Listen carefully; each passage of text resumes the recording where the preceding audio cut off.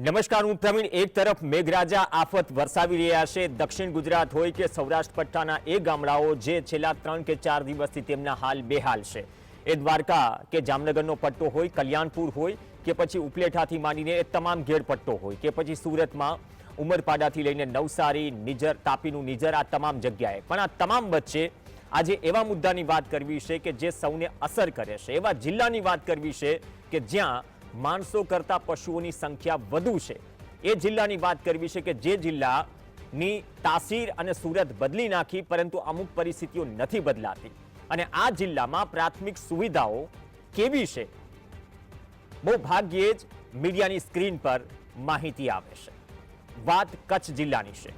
Chandipura વાયરસે care મચાવ્યો છે. 1920 જિલ્લામાં શંકાસ્પદ કેસ નોંધાયા છે. 5 થી 6 બાળકોના શંકાસ્પદ મોત પણ થયા છે. કચ્છમાં પણ એક શંકાસ્પદ કેસ નોંધાઈ ગયો. પણ આ તમામ વચ્ચે કચ્છમાં તબીબોની બદલી એક સૌથી મોટો સવાલ છે.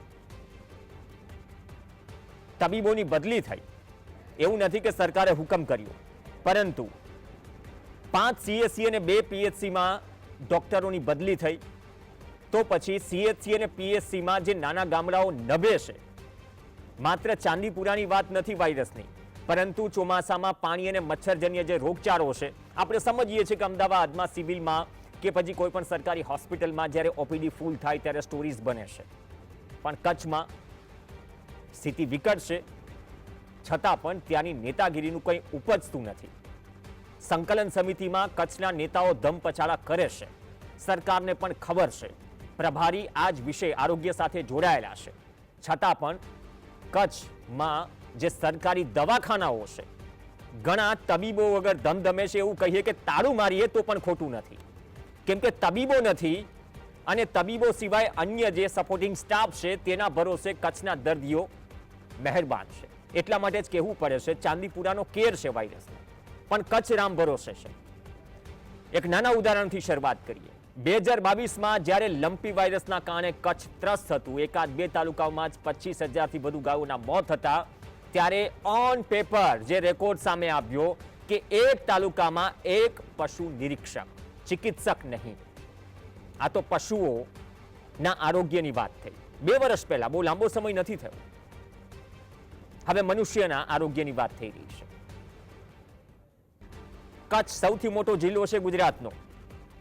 10 તાલુકા, 951 ગામ. તમને જાણીને આશ્ચર્ય લાગશે વર્તમાન સ્થિતિ શું છે. હાલની સ્થિતિએ PHC અને CHC પ્રાથમિક અને સામૂહિક આરોગ્ય કેન્દ્ર છે. ત્યાં માત્ર 25% ડોક્ટર છે, તબીબ માત્ર 25% ડોક્ટર. અને સામૂહિક આરોગ્ય કેન્દ્રમાં 48 ડોક્ટર સામે, આખા જિલ્લાની વાત થઈ રહી છે, 48 ડોક્ટર સામે હાજર જે ડોક્ટર છે માત્ર 18. 1, 8, 18. હવે 18 તબીબો ના ભરોસે સરકારી આરોગ્ય તંત્ર છે કચ્છમાં, જ્યાંથી ઘણા બધા નેતાઓ આવે છે. ટિકિટ કોને મળી કોને ન મળી, આંતરિક જૂથબંધી છે, પણ ત્રસ્ત અને ભોગવી રહી છે કચ્છની જનતા. આનું કારણ એ છે કે જે અલગ અલગ રાજ્યમાં બદલીઓ થઈ તબીબોની, તેના કારણે કચ્છમાંથી 7 જે તબીબો છે તેમને પણ બદલી કરાવી, પોતાના વતન વાટ ભણી ગયા. માત્ર આરોગ્યની વાત નથી, શિક્ષકોમાં પણ આ સ્થિતિ છે. અને તેમાં એ સ્થિતિ થઈ કે 7 તબીબોએ સ્વવિનંતીથી બદલી કરાવી. તો પછી તમે સમજી શકો છો કે 24માંથી 7 જાય તો વધે કેટલા? 18.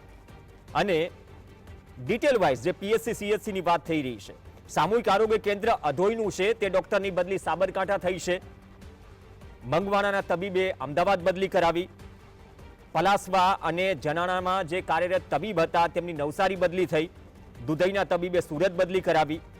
અને હવે બદલીનો જેવો હુકમ આવ્યો તો પછી જે આસપાસના ગામડાઓ છે, મેં કહ્યું કે 10 તાલુકા, 951 ગામ, ગ્રામ્ય વિસ્તારો છે, ત્યાંના સ્થાનિકો, આમ જનતા કોના ભરોસે?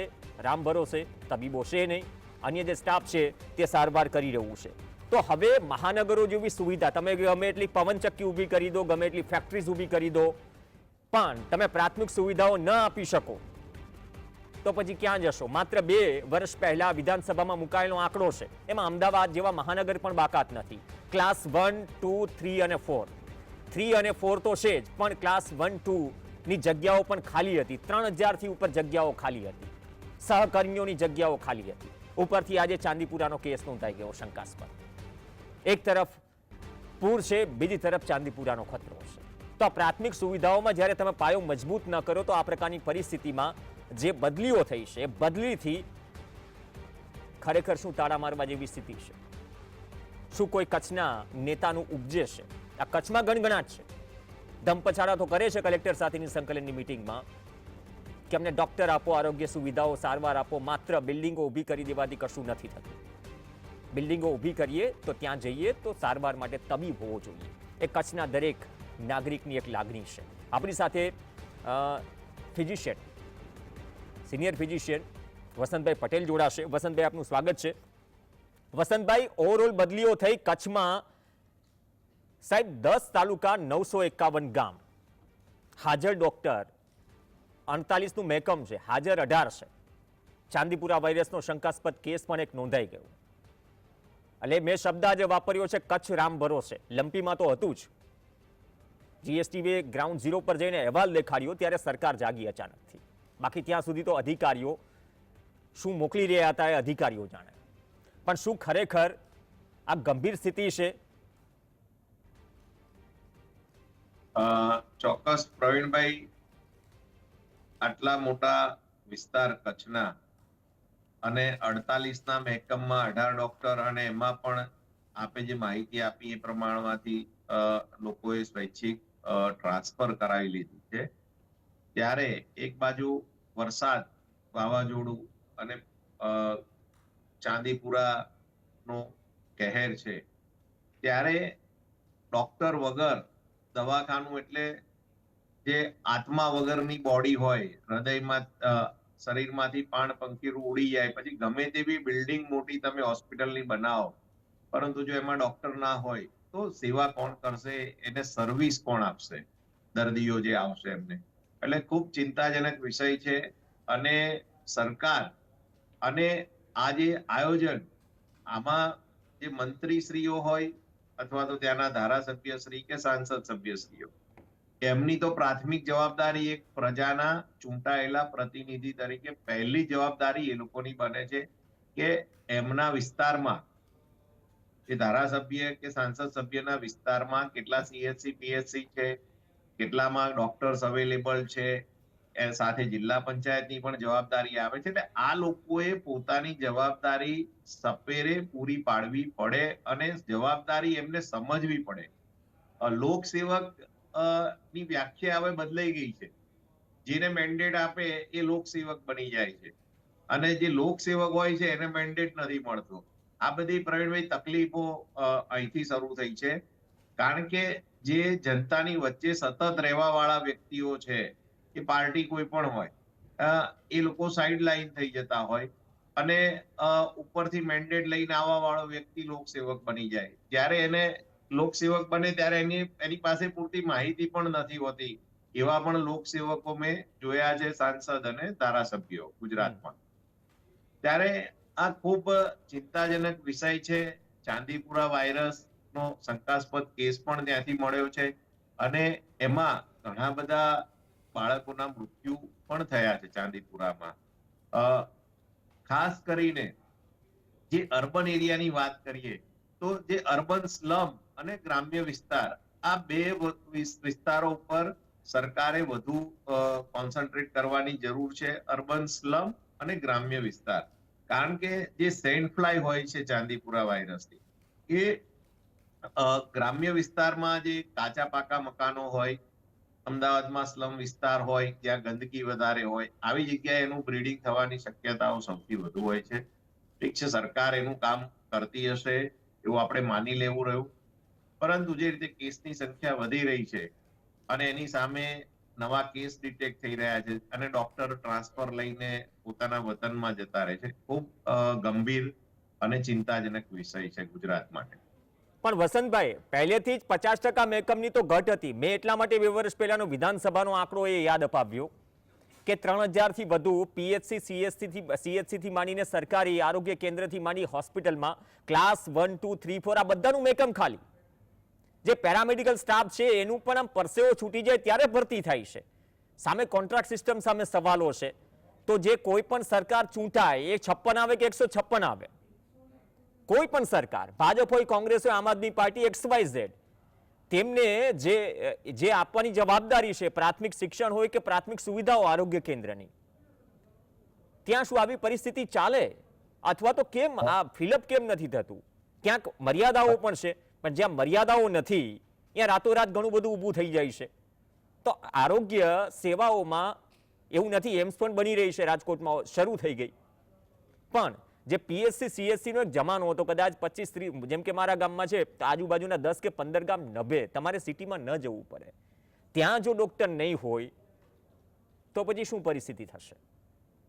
પ્રવીણભાઈ, પીએચસી સીએચસી લેવલના જેટલા પણ સેન્ટરો છે ગુજરાતમાં, સરકાર છેલ્લા કેટલાય ટાઈમથી, જે મને માહિતી છે એ પ્રમાણે, જીપીએસસી એક્ઝામ જ નથી થઈ. અને સરકારની જવાબદારી છે એના નાગરિકોને સારું શિક્ષણ અને સારું આરોગ્ય ફ્રી ઓફ કોસ્ટ પ્રોવાઈડ કરે. અત્યારે સરકારે જે પ્રાઇવેટાઇઝેશન ને જે પીપીપી મોડલ પર આપણી સરકાર ચાલી નીકળી છે, એમાં મારી દ્રષ્ટિએ પ્રજાને ખૂબ ભોગવવાનું આવશે આવનારા સમયમાં. જે લોકો અંતરિયાળ વિસ્તારમાં છે એમને પોતાને શિક્ષણ પણ નહીં મળે સારું, અને આરોગ્યની સેવાઓ પણ નહીં મળે. કારણ કે જે આયુષ્માન કાર્ડ છે તો એમાં બધા રોગો કવર થવાના નથી, પણ આયુષ્માન કાર્ડના કારણે જે આવા જે સરકારની સીધી દેખરેખ હેઠળ ચાલતા સીએચસી પીએચસી છે એ બધા તૂટી ભાંગ્યા છે. કારણ કે લોકોને કાર્ડ લઈને જતા રહેવું છે પ્રાઇવેટ હોસ્પિટલમાં, અને સરકારને પણ એની જવાબદારીઓ જે છે, આરોગ્યની મૂળભૂત જવાબદારી, જે સારું આરોગ્ય પૂરું પાડવાની પ્રજાની, એમાંથી સરકાર પણ છટકી રહી છે. જો આયુષ્માન કાર્ડમાં જેટલા પૈસા પ્રાઇવેટ હોસ્પિટલોને સરકાર આપે છે એ જ બધાનું ટોટલ મારે અને આ સીએચસી પીએચસી અને સરકારી સિવિલ હોસ્પિટલોમાં ફૂલ સેલરીથી, ફૂલ પગાર અને થોડું કંઈક ઇન્સેન્ટિવ સાથે ગ્રામ્ય વિસ્તારમાં જે ડોક્ટરો રહેતા હોય એને જો એવી કઈ યોજના લાવે તો જે આયુષ્માન કાર્ડમાં જે કરોડો રૂપિયા ચૂકવ્યા છે સરકાર, અને એમાં ઘણા બધા ગેરરીતિઓ થાય છે, ખોટા ડોક્ટરો ને હોસ્પિટલો પૈસા પણ સરકાર પાસેથી લઈ લે છે, જે કોઈ અધિકારીઓની ને બધાની મિલીભગતથી આ બધું વહીવટ થતો હોય છે. ત્યારે ખૂબ ઓછા ખર્ચામાં સરકાર ફૂલ ટાઈમ પગારવાળા ડોક્ટરને રાખી શકે એવું છે, સાથે કઈ ઇન્સેન્ટિવ્સ આપે ગ્રામ્ય વિસ્તારમાં જે પણ ડોક્ટર કામ કરતું હોય એને, તો મારી દ્રષ્ટિએ આ પ્રોબ્લેમનું સોલ્યુશન આવી શકે એવું છે. પરંતુ સરકારને ડોક્ટરને કે સારા શિક્ષકોને પગાર આપવાની વાત આવે ત્યારે એ લોકો પરમેનન્ટ કરતા નથી હોતા. કામ ચલાવ એડહોક બેઝ ઉપર પ્રવાસી શિક્ષક એવું મેં વચ્ચે સાંભળ્યું હતું. હવે પ્રવાસી શિક્ષક પ્રવાસ જ કરવાનો હોય તો એ વિદ્યાર્થીઓને ભણાવશે શું? એટલે આ જે બધા કન્સેપ્ટ નવા જે ટૂંકા ખર્ચા બચાવવાના માટે સરકારને પોતાનો ખર્ચો, સરકાર એ કોઈ વેપારી નથી. જ્યારે કોઈ પણ સરકાર એવું વિચારે કે હું વેપારી છું અને એ એંગલથી જ્યારે રાજ કરવાનું શરૂ કરે ત્યારે ચોક્કસ જે જનતાની જે સામાન્ય સુવિધાઓ છે એ હેમ્પર થતી હોય છે, એને અસર થતી હોય છે. માટે જ સરકારે વેપારી નથી એવું સરકારે સ્પષ્ટ સમજવું જોઈએ અને નાગરિકોએ સરકારને સમજાવવું જોઈએ. હમણાં જ જીએમઈઆરએસ કોલેજોની ફી વધારો થઈ ગયો. હવે જીએમઈઆરએસ કોલેજ એ સરકારી બજેટ, સરકારી જમીનો એના ઉપર જ બનેલી છે, એમાં કોઈ પ્રાઇવેટ પ્લેયર છે નહીં, છતાં પણ લાખો રૂપિયાની ફી છે એની. એટલે આવા મોડેલો ડેવલપ ના કરવા જોઈએ. સંપૂર્ણ સરકારી વ્યવસ્થા અને પૂરા પગાર સાથેના તમે જો એમ્પ્લોઈઝ રાખો તો મારી દ્રષ્ટિએ ચોક્કસ એનું વળતર એ એમ્પ્લોઈઝ પણ આપે અને એના પરિવારના સભ્યો પણ આવા જે કર્મચારીઓ છે એમને પ્રેરણા આપે કે ભાઈ આપણને સરકાર આટલો પગાર આપે છે તો આટલું આપણે એનું પરત કરવું જોઈએ. ઓકે, પ્રવાસી તો પક્ષીઓ પણ હોય છે, ગુજરાતમાં શિક્ષકો છે, પણ વસંતભાઈ, એક નાની વાત એ પણ છે, તમે જે મેડિકલ ફીની વાત કરી, આમાં શું ગટ્સ બધામાં હોય છે, મેરિટ બધામાં હોય છે, પણ ફીઝનો જુગાડ કરતાં લોન લેવી પડે છે. અને જે ખર્ચામાં ડોનેશનવાળી વાત અલગ છે. અલગ અલગ મેડિકલ કોલેજોનું પ્રાઇવેટની ફીસ કેટલી છે તમે બખૂબી જાણો છો, એ તમામ વિદ્યાર્થીઓ અને વાલીઓ પણ જાણે છે કે તેમની હેસિયતની બહાર છે, બજેટ બહાર છે. હવે આ પરિસ્થિતિમાં મેડિકલ કોઈ પણ રીતે ચૂઝ કરી લો અને પછી એ લક્ષ્ય એ જ રાખશે કે ઘટ છે કે સરકારમાં સારું નથી મળી રહ્યું, તો પછી એ ખર્ચો તો કાઢશે જ ને. એક સિસ્ટમ શું બની ગઈ છે, અને કદાચ આને ઓવરલુપ કરવા માટે શું સરકાર પાસે એ લોંગ ટર્મ પોલિસી નથી કે પ્લાન નથી? નીતિનભાઈ પટેલે તો અગાઉ બોન્ડની ઘણી બધી ચર્ચા કરી, પૂર્વ આરોગ્ય મંત્રી. એ બોન્ડ પણ આવીને ગયા, કેટલા તૂટ્યા, કેટલી રકમ બાકી છે આપણે સૌ જાણીએ છીએ, ઘણી વખત ચર્ચા થઈ ગઈ. પણ એક લોંગ ટર્મ વિઝન નથી આરોગ્ય સુવિધાઓને ફરીથી સસ્ટેનેબલ બનાવવા માટે, અને જે ગરિમા છે તબીબોની, કેમ કે ભગવાનનો દરજ્જો અપાય છે, એ જે એમને જે મળવું જોઈએ, જે હકદાર છે, એ શું ન મળી શકે, જેથી કદાચ સામાન્ય માણસને પણ તમામ સુવિધાઓ સારી રીતે મળી શકે? પ્રવીણભાઈ, મારું એક સૂચન છે સરકારને, મુખ્યમંત્રીને, આરોગ્ય મંત્રીને, આપણા દેશના વડાપ્રધાન ત્રણેયને, અને સમગ્ર 161 ધારાસભ્ય, આપણે કોંગ્રેસ વાળાની વાત નહીં કરીએ, ભાજપના 161 ધારાસભ્ય છે, એમણે મારું આ સૂચન ધ્યાનથી સાંભળવું. એમાં 5 ડોક્ટર્સ મિત્ર છે. તો સરકારે GMERS અંડર ચાલતી મેડિકલ કોલેજોમાં 3 થી 4 મેડિકલ કોલેજ એ સંપૂર્ણ ગ્રામ્ય લેવલ, એટલે રૂરલ મેડિકલ કોલેજ એ રીતે એસ્ટાબ્લિશ અથવા તો એમાં કન્વર્ટ કરી દેવી જોઈએ. એમાં ભણવાવાળા વિદ્યાર્થીનો સંપૂર્ણ ખર્ચો સરકાર પોતાની રીતે ભોગવે, એમાં એક પણ પૈસાની ફી એ વિદ્યાર્થી પાસે લેવામાં આવે નહીં. એના પુસ્તકથી માંડીને બધું જ. અને એમાં જે એ મેડિકલ કોલેજમાં જે વિદ્યાર્થી એડમિશન લે, એણે કમ્પલસરી રૂરલ એરિયામાં સર્વિસ આપવાની. જો આ રીતની મેડિકલ કોલેજને કન્સેપ્ટ ડેવલપ કરવામાં આવે ગુજરાતમાં, આ એક પ્રાયોગિક ધોરણે મારી દ્રષ્ટિએ, અને એના રિઝલ્ટ જોયા પછી જો આ જ મોડેલ સમગ્ર દેશમાં એસ્ટાબ્લિશ થાય, તો જે ગ્રામ્ય વિસ્તારમાં જે મેડિકલ સર્વિસીસના ઇસ્યુ છે એ મારી દ્રષ્ટિએ સોલ્વ થઈ જાય. કારણ કે મેડિકલ કોલેજમાં આવવા વાળા વિદ્યાર્થીઓ બધા જ શહેરી વિસ્તારમાંથી બધા ડોક્ટર બનતા હોય એવું નથી. 30-40% વિદ્યાર્થીઓ ગ્રામ્ય વિસ્તારમાંથી આવતા હોય છે, જેને પોતાના ગામ પ્રત્યે લગાવ પણ હોય છે. અને સાથે એમની પરિસ્થિતિ આર્થિક રીતે ના હોય અને સરકાર આ મદદ કરતી હોય, ત્યારે મારી દ્રષ્ટિએ ચોક્કસ આવા મેડિકલ કોલેજોમાં એડમિશન લેવા વાળા વિદ્યાર્થીઓની સંખ્યા ઘણી મળી રહેશે. અને એમની પાસે બોન્ડમાં રોકડા પૈસા ક્યારેય નહીં લેવાના. એમને કમ્પલસરી 3 વર્ષ કે 5 વર્ષ, 3 વર્ષ ત્યાં સર્વિસ કરીને આવે, પછી એને પોસ્ટ ગ્રેજ્યુએશન પણ એ મેડિકલ કોલેજમાં કરવા મળે. પોસ્ટ ગ્રેજ્યુએશન પછી ફરી બીજા 5 વર્ષ એને સરકારી આવા રૂરલ એરિયામાં કામ કરવાનું. તો મારી દ્રષ્ટિએ એક ડોક્ટર સસ્ટેનેબલ ત્યાં 8 વર્ષ સર્વિસ કરે અને રોટેશનમાં જેમ નવા બહાર પડતા જાય, એમ એ લોકો પણ મળતા જાય.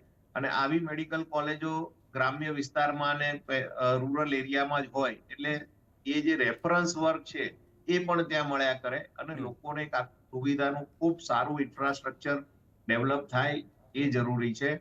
રોડ, રસ્તા, અને આ તમે બ્રિજ જુઓ છો, ઓવરબ્રિજ, અમદાવાદમાં જ્યાં ત્યાં ઓવરબ્રિજ, સુરતમાં જ્યાં ત્યાં ઓવરબ્રિજ બની ગયા. અરે અમને ઓવરબ્રિજ, રોડ, રસ્તા બનાવી, એમાં ભ્રષ્ટાચાર ખૂબ મોટો થઈ રહ્યો છે, એ જગ જાહેર છે. એના કરતા તમે જે પ્રાથમિક સેવા છે, શિક્ષણ અને આરોગ્ય, એમાં ઇન્વેસ્ટ કરવું જોઈએ એવું મારું ચોક્કસ માનવું. ઓકે, ધન્યવાદ વસંતભાઈ, ચર્ચામાં જોડાયા. અને આ સંવેદનશીલ ચર્ચા છે એ દરેક વર્ગને અસર કરતી ચર્ચા છે કે જે વર્ગનો વિદ્યાર્થી મેડિકલ કરવા ઈચ્છે છે પરંતુ ફીસ હેસિયત બહાર છે.